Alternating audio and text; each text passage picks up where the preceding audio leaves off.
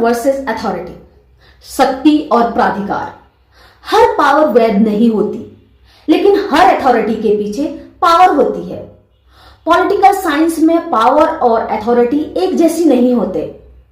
Power का मतलब है दूसरों से अपनी बात मनवा लेने की क्षमता।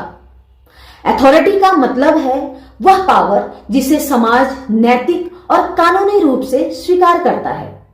फॉर एग्जाम्पल, ब्रिटिश शासन के समय अंग्रेजों के पास भारत में पूरी पावर थी, सेना थी, कानून था, दमन करने की क्षमता थी। लेकिन क्या उनके पास भारतीय जनता की अथॉरिटी थी? नहीं।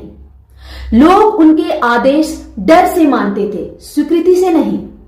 इसलिए उनके पास पावर थी, लेकिन लेजिटिमेट अथॉरिटी नहीं।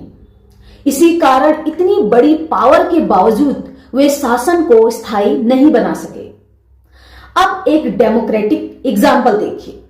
जब कोई गवर्नमेंट इलेक्शंस के माध्यम से बनती है और कॉन्स्टिट्यूशन के अनुसार शासन करती है, तो उसके पास केवल पावर नहीं बल्कि अथॉरिटी भी होती है। लोग कानून इसलिए मानते हैं क्योंकि उन्हें डर लगता है, ऐसा नहीं, बल्कि इसलिए कि वे उसे लेजिटिमेट मानते हैं। यही अथॉरिटी है। आज के समय में कई देशों में ऐसा देखा जाता है कि शासन के पास पूरा पावर एपरेट्स होता है, लेकिन जनता का ट्रस्ट नहीं होता। ऐसी स्थिति में आदेश तो लागू हो जाते हैं, लेकिन विरोध बढ़ता जाता है।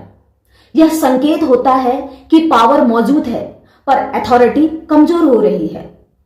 पावर बिना अथॉरिटी के डर पैदा करती है और अथॉरिटी बिना पावर के कमजोर हो जाती है। अगर किसी शासन के पास सिर्फ पावर हो और जनता की अथॉरिटी ना हो, तो क्या यह लंबे समय तक टिक सकता है? इतिहास यही सिखाता है। पावर से शासन चलता है, लेकिन अथॉरिटी से ही टिकता है।